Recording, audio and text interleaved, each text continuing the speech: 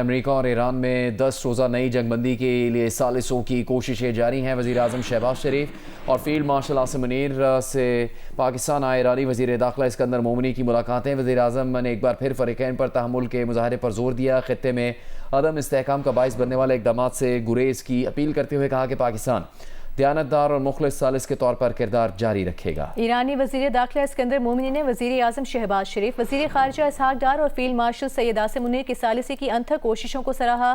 ایرانی وزیر داخلہ نے پاکستانی ہم منصب محسن نقوی اور دیگر حکام سے بھی ملاقاتیں کی۔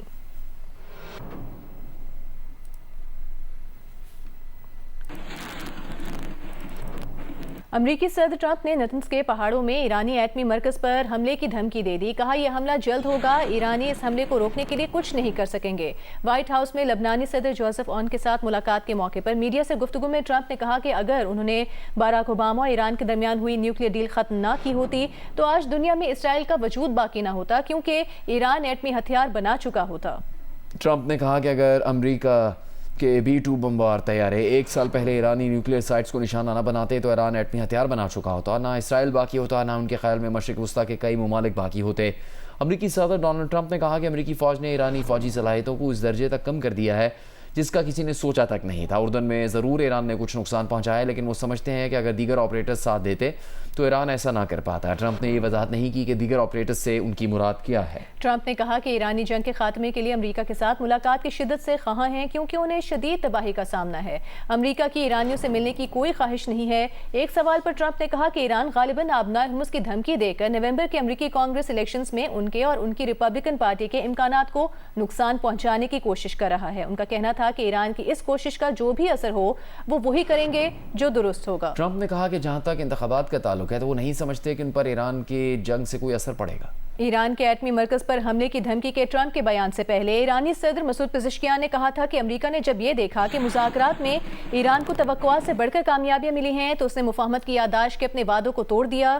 ایران کا بنیادی نقطہ آبنائے ہرمز کھولنا تھا۔ معاہدے کے نتیجے میں ایران نے مختصر مدت میں معاملات کو سنبھال لیا۔ یہ دیکھ کر امریکہ نے دوبارہ جنگ شروع کر دی۔ صنعت و کارکنی کے قومی دن کی تقریب سے خطاب میں پزشکیان نے بتایا کہ نئے ایرانی سپریم لیڈر مجتبیٰ خامنہئی نے نہ جنگ نہ امن کی کیفیت کے خاتمے پر زور دیا ہے۔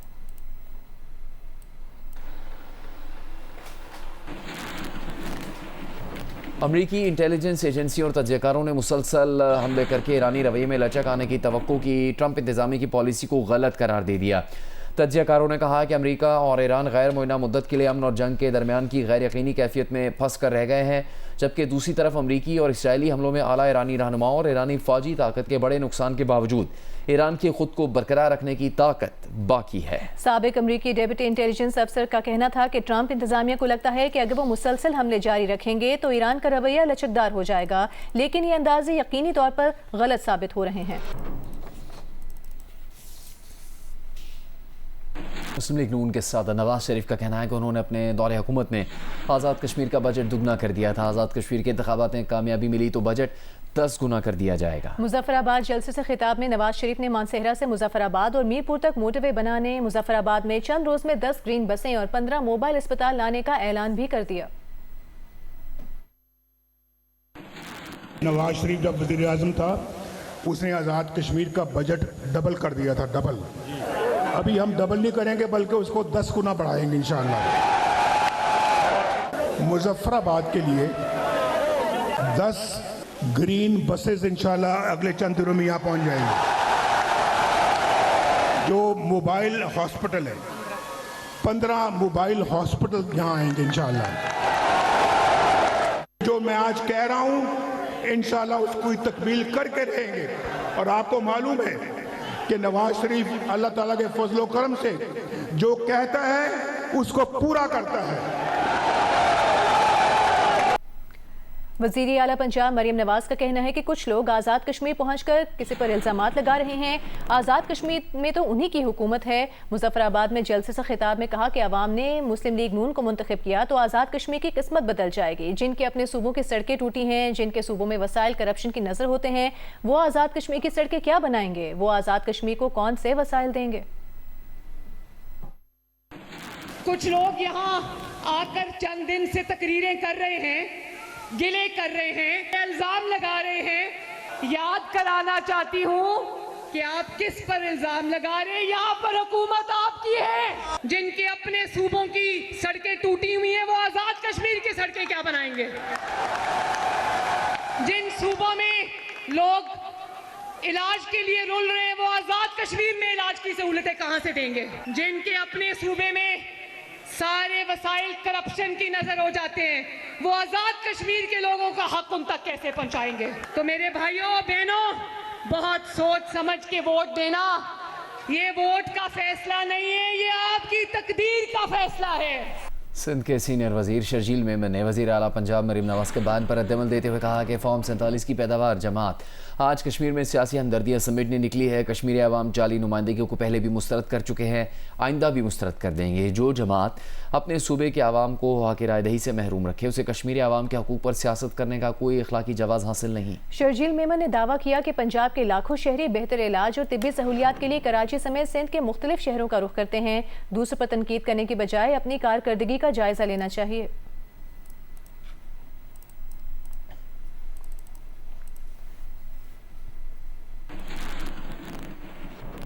Chairman Pakistan China institute Mushahid حسین سید نے کہا ہے کہ میاں نواز شریف کو چوتھی بار وزیر اعظم بننے کی تشنگی ہے. 2024 میں وزیر اعظم نہ بننے کی وجہ سے میاں نواز شریف کے دل میں وزیر اعظم بننے کی خواہش موجود ہے. کیپٹل ٹاک میں بات کرتے ہوئے ڈاکٹر ملیحہ لودھی نے کہا کہ میاں نواز شریف نے وزیر اعظم آزاد کشمیر بننے کی بات اس لیے کی کہ وہ آزاد کشمیر میں سیاسی بحران کو حل کرنا چاہتے ہیں. کیونکہ نواز شریف صاحب کے وزیر اطلاعات رہے ہیں تو آپ کو یہ کیسا محسوس ہوا ہے کہ نواز شریف صاحب جو ہے مظفر آباد جا کے کہہ رہے ہیں کہ بھائی مجھے آزاد کشمیر کا وزیر اعظم بنا دو؟ ایک تو یہ ہوتا ہے کہ وزیر اعظم تو وزیر اعظم ہوتا ہے، چاہے پاکستان کا ہو یا آزاد کشمیر کا ہو، ٹائٹل تو وہی ہے نا. تو ایک لگتا ہے کہ میاں صاحب کے دل میں تشنگی ہے کہ 2024 میں جو کہتے ہیں نا چوتھی بار پرائم منسٹر وہ نہیں ہو سکا، جس کا میں نے اندیہ دیا تھا کہ وہ ممکن نہیں. بہتر ہے کہ وہ صدر بن جائیں، کیونکہ جو حالات ہیں 2024 میں اس میں ان کا وزیر اعظم بننا ممکن نہیں تھا. تو شاید وہ دل میں خواہش ہے، ضرور تشنگی ہے، ابھی تشنگی ہے. ڈاکٹر صاحب آپ کا کیا خیال ہے، یہ نواز شریف صاحب نے یہ جو بات کیا ظاہر تفنن کیا یا واقعی وہ سیریس ہیں، وہ آزاد کشمیر کا واقعی وزیر اعظم بننا چاہتے ہیں؟ نہیں، میرا خیال ہے ان کی کوشش یہ ہے کہ کسی طرح سے وہ جو بھی وہاں پر سیاسی ایک بحران ہے، ایک کرائسس ہے، کسی طرح سے اس کو ایڈریس کیا جائے. اس وقت میں سمجھتی ہوں کہ جو سٹینڈ آف ہے پروٹیسٹرز اور لا انفورسرز کے درمیان، اس سے نہیں مجھے لگتا کہ یہ جو بحران ہے، یہ کرائسس ہے، یہ کوئی جلد ختم ہونے والی ہے. اور یہ بھی تو یہ جو حالانکہ الیکشن ہے اس سے بھی بحران ختم نہیں ہوگا، الیکشن سے بھی ختم نہیں ہوگا. جی بالکل، الیکشنز قریب آ رہے ہیں، لیکن ان الیکشنز کی public credibility is already in doubt. اب تو 3 مرحلوں میں ہو رہا ہے، پہلے ایک 27 کو ہوگا، پھر ایک مرحلے جتنے بھی ہوں جی، اینڈ رزلٹ کیا ہے؟ 0 + 0 + 0 = 0. ملک کے مختلف علاقوں میں مانسون بارشوں کا سلسلہ جاری ہے. کہیں موسلادھار تو کہیں ہلکی بارش نے موسم خوشگوار بنا دیا، تاہم بعض علاقوں میں حادثات بھی پیش آئے ہیں. گجرانوالہ میں انڈر پاس میں جمع پانی میں ڈوب کر ایک بچہ جاں بحق ہو گیا، جبکہ مختلف حادثات میں بچوں سمیت 6 افراد جان سے چلے گئے. بہاول نگر میں بھی نہر میں نہاتے ہوئے ایک بچہ ڈوب کر جاں بحق ہو گیا. پنجاب میں مونسون بارشوں نے گرمی کا زور توڑ دیا اور مختلف شہروں میں موسم خوشگوار ہو گیا. گجرانوالہ اور گجرات میں موسلادھار بارش سے نشیبی علاقے زیر آب آ گئے. کئی شاہراہوں پر پانی جمع ہونے سے ٹریفک کی روانی متاثر ہوئی، جبکہ بعض علاقوں میں پانی گھروں میں بھی داخل ہو گیا. سیالکوٹ، ٹوبہ ٹیک سنگھ اور جھنگ میں بھی بارش کے بعد موسم خوشگوار ہو گیا، جبکہ منڈی بہاؤالدین میں بارش کے باعث چھتیں اور دیواریں گرنے کے واقعات میں متعدد افراد زخمی ہوئے. شکرگڑھ میں دریائے راوی میں پانی بڑھنے سے پھنس جانے والے 42 کسانوں کو ریسکیو اہلکاروں نے بحفاظت نکال لیا، جبکہ بھاول نگر میں نہر میں ڈوبنے والے دوسرے بچے کی تلاش کے لیے سرچ آپریشن جاری ہے. مانسہرہ کی سرن ویلی میں سیلابی ریلے سے پل بہہ جانے پر 12 دیہات کا رابطہ منقطع ہو گیا، جبکہ ایبٹ آباد، نوشیرہ، سوابی، مینگورہ اور باجوڑ میں بھی کہیں ہلکی اور کہیں تیز بارش ہوئی. آزاد کشمیر میں سمہانی، باغ اور وادی نیلم میں بارش سے ندی نالوں میں دغیانی آ گئی، جبکہ دواریاں کے مقام پر لینڈ سلائیڈنگ کے باعث مرکزی شاہراہ بند ہو گئی. ادھر بلوچستان کے ضلع خزدار میں بارش، جبکہ گلگت بلتستان کے ضلع ستور میں تیسرے روز بھی بارش ہوئی. پانی گھروں میں داخل ہونے سے شہریوں کو پریشانی کا سامنا ہے.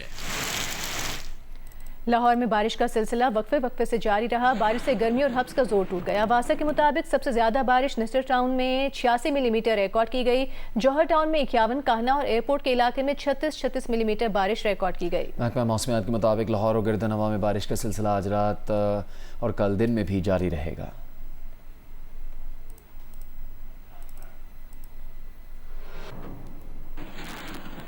لاہور کے علاقے ہربنس پورہ میں باپ کے ساتھ پیشی پر عدالت جانے والے 16 سال کے لڑکے کو فائرنگ کر کے قتل کر دیا گیا. پولیس کے مطابق 16 سال کا لڑکا 7 والد کے ساتھ عدالت میں پیشی پر جا رہا تھا کہ کرنال روڈ پر موٹر سائیکل سوار 3 افراد نے فائرنگ کر کے 7 کو قتل کر دیا اور فرار ہو گئے. 7 تھانہ ہربنس پورہ میں اپنے کلاس فیلو کے قتل کے مقدمے میں نامزد تھا اور کچھ عرصہ قبل ہی ضمانت پر رہا ہو کر آیا تھا. اس مقدمے میں 11 ملزمان نامزد ہیں. پولیس نے لاش پوسٹ مارٹم کے لیے بھجوا کر ملزمان کی تلاش شروع کر دی ہے.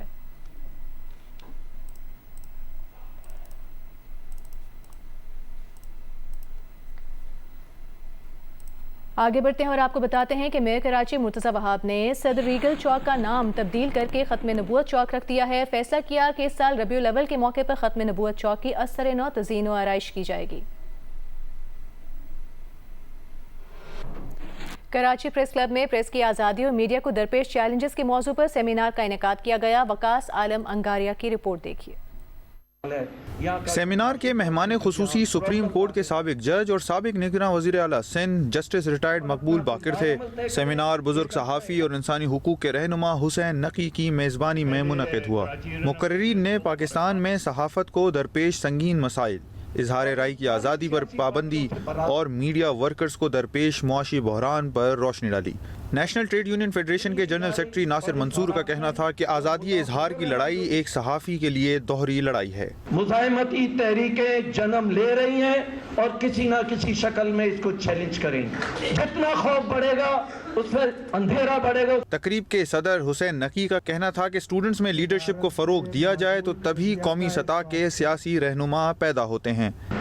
جتنی بھی جدوجہد ہوئی، جس نے ایوب خان کو اقتدار سے ہٹایا، جس نے دوسرے لوگوں کو ہٹایا جنہوں نے اس ملک کے اوپر قبضہ کیا، ان سب تحریکوں میں ظاہر ہے کہ ایک اتحاد کی کیا نتیجہ ہوا. وہ جسٹس ریٹائرڈ مقبول باقر نے کہا کہ جمہوریت الیکشن کا نام نہیں بلکہ ایک شعوری اور سیاسی تسلسل ہے جس کے لیے آزادی صحافت ناگزیر ہے.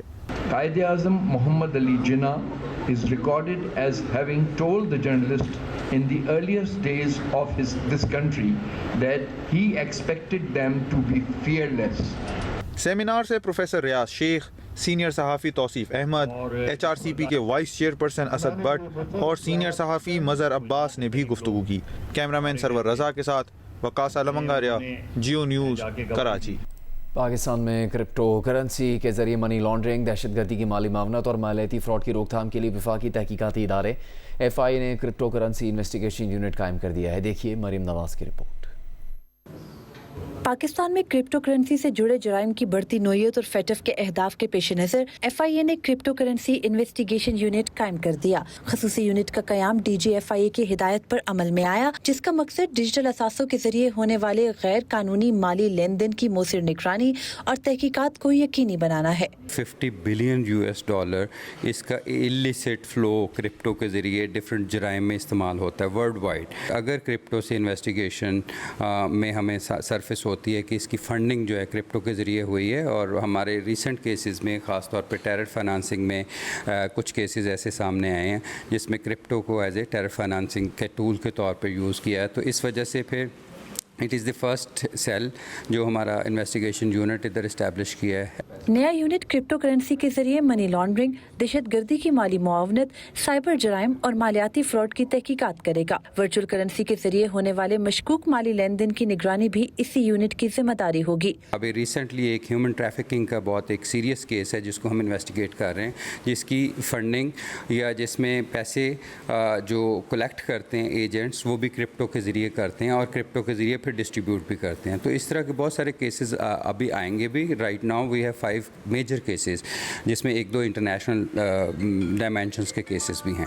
FIA کے مطابق تحقیقات کے لیے جدید فرانسک ٹیکنالوجی اور بین الاقوامی معیار کو مد نظر رکھا جائے گا. حکام کا کہنا ہے کہ خصوصی یونٹ کے قیام سے کرپٹو کرنسی کے غلط استعمال کی روک تھام، مالیاتی نظام کا تحفظ اور بین الاقوامی اداروں کے ساتھ تعاون مزید مؤثر ہوگا. پاکستان میں ڈیجیٹل مالیاتی جرائم کے خلاف قانون نافذ کرنے والے اداروں کی استعداد بھی بہتر بنانے میں مدد ملے گی. کیمرامین خلیق احمد کے ساتھ مریم نواز، جیو نیوز، اسلام آباد. سندھ ہائی کورٹ نے منشیات کے مقدمات میں لفظ ویڈ کا استعمال روک دیا. پولیس اور تحقیقاتی اداروں کو ہدایت کی کہ قانونی اصطلاح چرس، بھنگ، گانجا یا کینیبیز استعمال کی جائے، کیونکہ اقوام متحدہ کے سنگل کنونشن اور نارکوٹک ڈرگز میں ویڈ کی کوئی قانونی تعریف نہیں ہے. قانون صرف چرس، بھنگ، گانجا یا کینیبیز کی اصلاحات کو تسلیم کرتا ہے. عدالت نے کہا کہ مقدمات اور سرکاری ریکارڈ میں لفظ ویڈ کا استعمال قانونی ابہام پیدا کرتا ہے. عدالت نے یہ ریمارکس منشیات برآمدگی کے ایک ملزم کی درخواست ضمانت کی سماعت کے دوران دی ہے.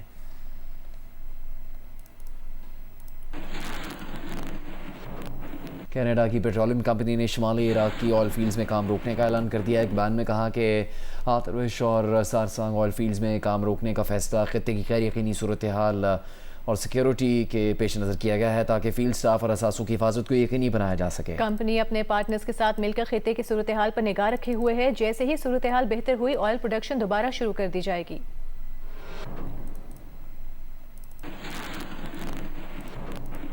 بھارتی طالب علموں پر پولیس کے تشدد کے خلاف آواز اٹھانے پر اپوزیشن جماعت کانگریس کے رہنما راہل گاندھی اور ان کی بہن پریانکا گاندھی کو پولیس نے گرفتار کر لیا.